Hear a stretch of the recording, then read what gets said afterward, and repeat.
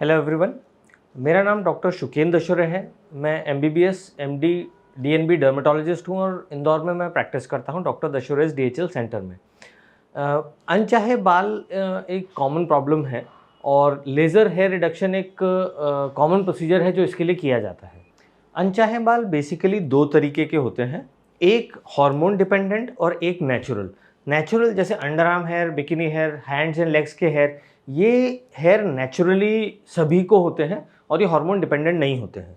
दूसरे जो प्रकार के हेयर होते हैं वो है hormone dependent hair. Specially women में फेस पे बाल, चेस्ट एंड एब्डोमेन पे बाल होना नॉर्मल नहीं होता है और ये हार्मोन के बिगड़ने से ही होता है।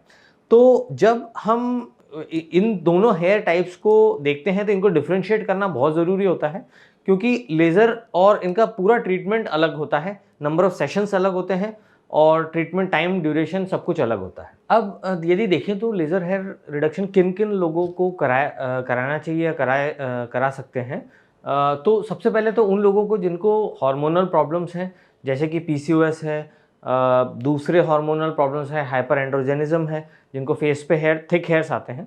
दूसरे वो लोग जिनको naturally by birth hair growth ज़्यादा है, जेनेटिक्स की वजह से उनकी फैमिली में और कई लोगों को ज़्यादा हेयर ग्रोथ होती है। थर्ड, उन लोगों को जिनको वैक्सिंग से प्रॉब्लम होती है, वैक्सिंग, थ्रेडिंग या शेविंग से रेजर बर्न्स या बर्न मार्क्स हो जाते हैं, इनग्रोन हेयर हो जाते हैं, तो ये लोगों को लेज़र हेयर रिडक्शन से काफ़ी फ़ायदा होता है। अब लेज़र एक ऐसा प्रोसेस है जिसमें एक ऐसी लाइट यूज़ की जाती है जो हमारे मेलेनिन में एब्जॉर्ब होती है, तो ये हेयर के डार्कर कलर को टारगेट करती है। जनरली बेस्ट रिजल्ट्स उन लोगों में देखे जाते हैं जिनकी स्किन फेयर होती है और हेयर बहुत डार्क और ब्लैक होते हैं। लेकिन जो न्यूअर टेक्नोलॉजीज हैं, स्पेशली जैसे कि सुप्रानो, अल्मा प्लैटिनम, जिसमें ट्रिपल वेवलेंथ लेज़र यूज़ की जाती है, इनमें थिनर हेयर्स को भी टारगेट किया जा सकता है और स्पेशली जिनकी डार्कर स्किन है उनको भी टारगेट किया जा सकता है। बट एक की इंपॉर्टेंट फैक्टर ये होना चाहिए कि उनके जो हेयर हैं वो उनकी स्किन कलर से ज़्यादा डार्क होना चाहिए। तो यदि ये फैक्टर सेटिस्फाई हो जाता है तो वो लेज़र हेयर रिडक्शन करवा सकते हैं। अब प्रोसेस शुरू करने से पहले हम समझ लेते हैं कि इनके साइड इफ़ेक्ट्स क्या हैं, क्योंकि सबसे बड़ा कंसर्न जो पेशेंट्स में होता है वो है साइड इफ़ेक्ट्स। लेज़र का नाम सुन के ही उनको टेंशन आ जाता है, क्योंकि उनको इतने सारे लोगों ने कुछ कुछ बता रखा होता है कि वो डर जाते हैं और कंफ्यूज जाते हैं। तो basically overall laser hair reduction एक यूएस एफडी अप्रूव्ड टेक्नोलॉजी है, तो इसके ज़्यादा एडवर्स इफेक्ट नहीं है। हाँ, लेकिन ये सब उस बात पे डिपेंड करता है कि आप किस टेक्नोलॉजी को यूज़ कर रहे हैं। लेज़र हेयर रिडक्शन की मशीन्स कई रेंज में आती हैं। जो एडवांस यूएसएफडी अप्रूव्ड लेज़र्स होती हैं, जो कि ब्रांडेड मशीन्स होती हैं, इनकी टेस्टिंग पूरी अच्छी तरीके से हुई होती है, जो स्पेशली अलग अलग कॉन्टिनेंट्स में, अलग अलग कंट्रीज़ में अवेलेबल होती हैं और ये मशीन्स ज़्यादा सेफ़ होती है।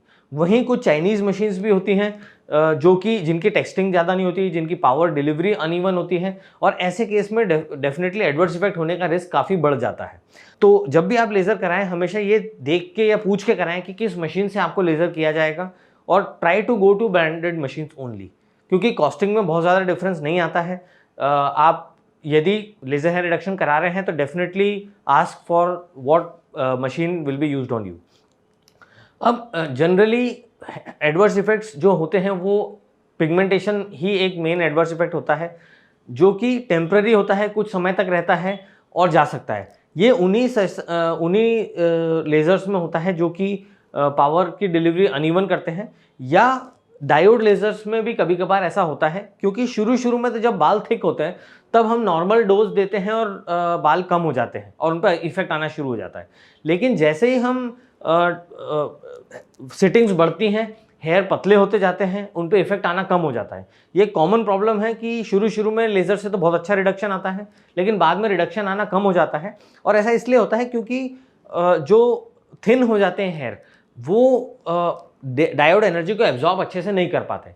ऐसे केस में डायोड एनर्जी को डोज बढ़ाना पड़ता है और इस समय में एडवर्स इफेक्ट का रिस्क बढ़ जाता है। ऑल्दो ये रिस्क टेम्पररी होता है, लेकिन फिर भी ये आपको प्रॉब्लम दे सकता है। इन्हीं केसेस के लिए ट्रिपल वेवलेंथ लेज़र जो नई टेक्नोलॉजी है, स्पेशली जो soprano, Alma platinum laser deliver करती है, ये थिन हेयर को भी टारगेट करता है और उन हेयर्स को भी रिमूव कर सकता है जो बाद में लेज़र के इनिशियल सिटिंग से बाद में आते हैं। तो this is a newer technology that has improved laser hair reduction delivery in lot of our cases. अब मैं बताऊंगा कि लेज़र किन लोगों को नहीं कराना चाहिए या लेज़र के पहले क्या प्रिकॉशंस होने चाहिए।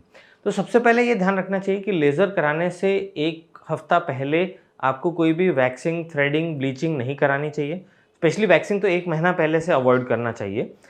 प्रेगनेंसी या ब्रेस्ट फीडिंग के टाइम पे लेज़र नहीं कराना चाहिए। और आपकी स्किन यदि बहुत डार्क हो, उस पर टैटू हो, बर्थ मार्क हो या आपको मोल्स ज़्यादा हो, तो ऐसे केसेस में या तो नहीं कराना चाहिए या उनको अच्छे से कवर करके ही आपको लेज़र कराना चाहिए।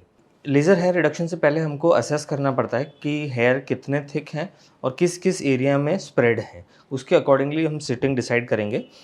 इसमें 20 से 25 मिनट का समय लगता है और कभी कभार सेंसिटिव एरियाज़ में हम लोकल एनेस्थेटिक क्रीम भी लगाते हैं। लेकिन अभी आपके केस में इतनी ज़रूरी नहीं क्योंकि हेयर्स आपके थोड़े रिलेटिवली थिन हैं और थिन हेयर टाइप में लेज़र हेयर रिडक्शन जो हमारी सुप्रानो, अल्मा, प्लैटिनम है, ट्रिपल वेवलेंथ लेज़र है, ये काफ़ी इफेक्टिव है। इसमें हम सबसे पहले तो शेव करेंगे इस एरिया को। शेव करने से आपको घबराना नहीं है क्योंकि इसके बाद हम लेज़र करेंगे तो इमीडिएटली हेयर ग्रोथ जो है वो कम हो ही जाएगी। सो हमने फेस को मार्क कर दिया है बॉर्डर्स पे, जहाँ जहाँ हेयरी एरिया है। चिन पे अलग, नेक पे थोड़ा सा राइट साइड दिखें, इस साइड पे पूरा वी हैव मार्क्ड एवरीथिंग। और अब हम एक कोल्ड जेली लगाएंगे और उसके बाद लेज़र इतने एरिया में ग्रिड बाय ग्रिड हम लेज़र देंगे। इससे मल्टीपल शॉट्स जाते हैं इससे, और जो कि धीरे धीरे स्किन को हीट करते हैं और इससे एकदम पेन भी नहीं होता है। और स्पेशली डार्कर स्किन टाइप में ये काफ़ी ज़्यादा इफेक्टिव होता है कि एक साथ स्किन पे पूरी एनर्जी डिलीवर नहीं होती है। एंड में थोड़ा पेन होता है जो कि नेसेसरी है, अदरवाइज हेयर्स नहीं जाएंगे। पेन यदि होना शुरू हो जाता है तो हम साथ में हैंड मूवमेंट्स क्विक कर देते हैं। चिन का एरिया स्मॉल है और अपर लिप का भी एरिया स्मॉल है, तो यहाँ हम शॉट बाय शॉट लेंगे। 1 2 3 शॉट। कंफर्टेबल है? पेशेंट ने कहा है कि कंफर्टेबल है। अपर लिप पे जनरली नंबर ऑफ सेशंस ज़्यादा लगते हैं क्योंकि हेयर बहुत ही थिन होते हैं।